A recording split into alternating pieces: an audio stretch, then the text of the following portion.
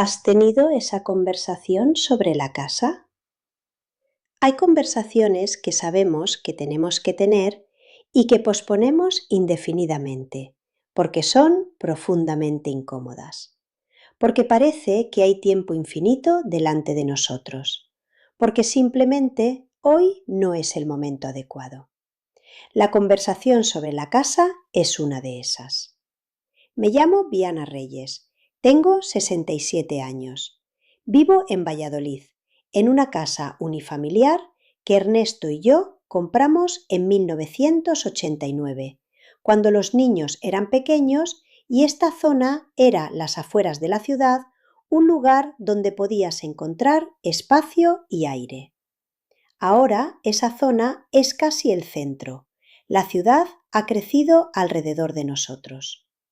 Es una casa con un jardín pequeño, 3 habitaciones amplias, una escalera de peldaños de madera que crujen de una manera muy específica que conozco de memoria porque los he subido miles de veces, todos los días durante 35 años.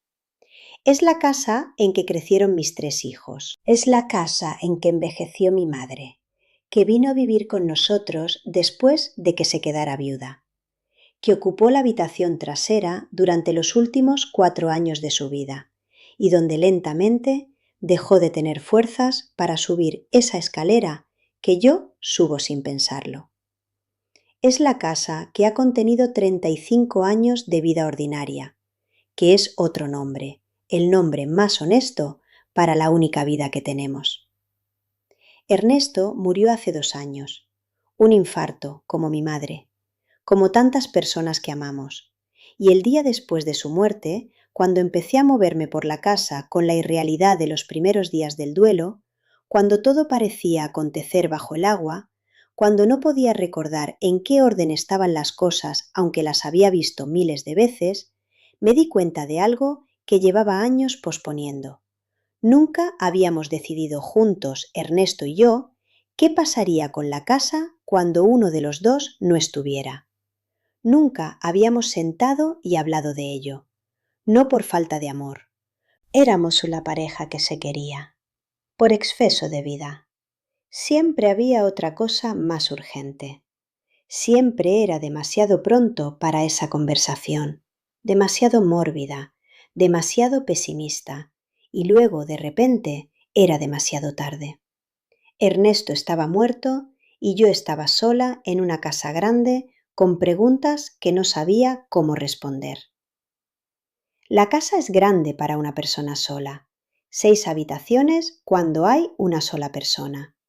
El jardín requiere trabajo constante. La escalera que he subido sin pensarlo durante 35 años, de repente se siente complicada. Y yo tengo 65 años cuando Ernesto murió, ahora 67. Y sé racionalmente que dentro de 10 años la escalera será más difícil todavía, que cada peldaño pesará más. Y dentro de 20 años, si llego, será un problema real, potencialmente peligroso. Mis hijos son 3. Javier, que vive en Madrid, que es abogado, que fue el primero en irse. Elena, que vive aquí, en Valladolid, que está más cerca, que intenta estar más presente. Y Pablo, que vive en Países Bajos desde hace 15 años, que es lejano, pero que ama la casa porque es donde pasó su infancia. Los 3 tienen opiniones fuertes sobre la casa, opiniones que no coinciden completamente, que de hecho entran en conflicto directo. Javier cree que debería venderla y comprar algo más pequeño y más manejable, más moderno, que no requiera mantenimiento. Elena cree que la casa es parte de la identidad de la familia, que es donde sucedió todo lo que nos define y que sería una pérdida irreparable venderla, como si estuviera borrando la historia. Pablo no tiene una opinión fuerte, pero dice con cuidado que lo que me haga feliz a mí está bien, que la casa es mía, aunque es claro que preferiría que siguiera existiendo. El problema es que yo tampoco sé lo que quiero, o más exactamente, sé lo que quiero ahora mismo en este momento, que es seguir aquí, en esta casa, donde todo tiene el olor de Ernesto, donde puedo sentir a mis hijos de pequeños en cada rincón, donde 35 años de vida están enterrados en el suelo.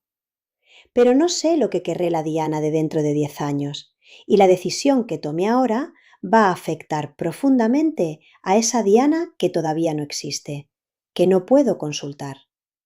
Lo que aprendí de no haber tenido la conversación con Ernesto es esto: no tenerla, postergarla indefinidamente, no la hace desaparecer, solo hace que la tengas después, en peores condiciones, con menos personas presentes, con más urgencia y menos calma, con la persona que más habría podido ayudarte ya no disponible. Así que empecé a tenerla. La tuve conmigo misma primero, en un cuaderno, durante meses. Escribí todo lo que me daba la casa: el arraigo profundo, la memoria encarnada en los rincones, la sensación de que Ernesto todavía estaba de alguna manera en sus paredes, en el taller donde trabajaba, en la cocina donde hacía café cada mañana. Escribí todo lo que me costaba la casa, el mantenimiento infinito, la soledad de vivir sola en un espacio grande, la escalera que es más difícil cada año, el jardín en los días de lluvia de noviembre, cuando siento que la casa me pesa. Luego la tuve con mis hijos, primero por separado, en llamadas telefónicas difíciles, y luego todos juntos, cuando Pablo vino de Países Bajos durante una semana. No para tomar una decisión definitiva en ese momento, para poner las cosas sobre la mesa, las cosas verdaderas, para que ellos supieran lo que yo sabía sobre mis propias dudas, mis propios miedos, para que yo supiera lo que a ellos les importaba, qué perdería cada uno de ellos si la casa desapareciera. Fue una conversación profundamente difícil. Elena lloró abiertamente cuando explicó lo que la casa significaba para ella. Javier fue práctico de una manera que a veces rozó lo frío, hablando de valores de mercado, de impuestos, de eficiencia. Pablo escuchó desde el sofá con ese extrañamiento de quien lleva muchos años viviendo lejos de su familia de origen y ya no sabe del todo cómo encajar en las conversaciones domésticas, aunque esta era su casa también. Y al final de esa conversación no habíamos resuelto nada. Seguía sin saber qué hacer con la casa. Seguía sin tomar una decisión. Pero había pasado algo importante, algo fundamental. Mis hijos sabían ahora lo que yo me estaba preguntando a mí misma, mis dudas reales, mis miedos reales. Y yo sabía lo que a ellos les importaba, lo que cada uno de ellos perdería. Y eso significa que cuando llegue el momento de decidir de verdad, cuando me haga demasiado vieja para subir la escalera, cuando la realidad me obligue a decidir, no lo estaremos haciendo desde el malentendido. No estaremos descubriendo entonces lo que debimos haber dicho ahora. Eso es lo que la conversación hace. No resuelve los problemas. Prepara el terreno para que la resolución sea posible. Pone en claro el paisaje emocional. Si tienes una casa y personas que eventualmente se verán afectadas por lo que hagas con ella, si llevas tiempo posponiendo esa conversación, si sabes que debería tenerla pero es incómoda, esto es lo que te pido. Empieza por la más pequeña de las partes. No tienes que decidir nada hoy, ni mañana, pero sí puedes escribir en un papel o en un cuaderno qué es lo que te da esa casa y qué es lo que te cuesta. Solo eso. El inventario honesto del valor y del coste. Esa escritura privada es el primer paso. Es la conversación que tienes contigo misma antes de poder tenerla con los demás. Suscríbete y quédate. Deja un comentario si esto te llegó a algún sitio importante. ¿Has tenido esa conversación? ¿La has pospuesto durante años? ¿Hay algo en este vídeo que te hace querer tenerla esta semana con tu familia? Me interesa saber. Mi nombre es Diana Reyes. Tengo 67 años. La casa de Valladolid sigue siendo mía, por ahora. Sigo subiendo los peldaños que crujen cada día. Sigo sin saber del todo qué haré, si la venderé o si moriré aquí. Pero mis hijos lo saben. Saben lo que me cuesta. Saben lo que significa. Y eso ya es algo fundamental que Ernesto y yo no tuvimos. La casa seguirá siendo difícil de decidir. La escalera seguirá siendo un problema cada invierno. Las opiniones de mis hijos seguirán siendo diferentes. Pero cuando finalmente tome la decisión, no estaré completamente sola con ella. No estaré descubriendo entonces lo que debería haber preguntado ahora. La conversación ya sucedió. El terreno ya está preparado. Mis hijos entienden. Y eso, resulta, es casi suficiente. He aprendido algo de este proceso que quiero compartir contigo. Las conversaciones difíciles no tienen que resolver los problemas para ser valiosas. El propósito de la conversación sobre la casa no era decidir si venderla o no. El propósito era que nadie estuviera solo con esa decisión. Y eso sucedió.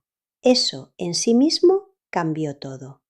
Elena sigue viviendo en Valladolid, a unos minutos de aquí, y casi cada semana nos tomamos un café.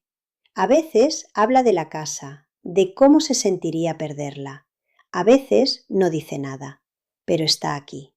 Javier, cuando viene de Madrid, se sienta en la escalera de madera que tanto me preocupa y simplemente está. Pablo, incluso desde Países Bajos, sabe ahora que cuando finalmente yo no pueda manejar esto solo, él será parte de la decisión que tomemos juntos. Eso es lo más honesto que puedo decir sobre el final de esta historia. Que el final no es una decisión tomada. El final es una relación mantenida, una conversación que sigue sucediendo, una familia que sabe, cuando llegue el momento, cómo estar juntos frente a lo difícil.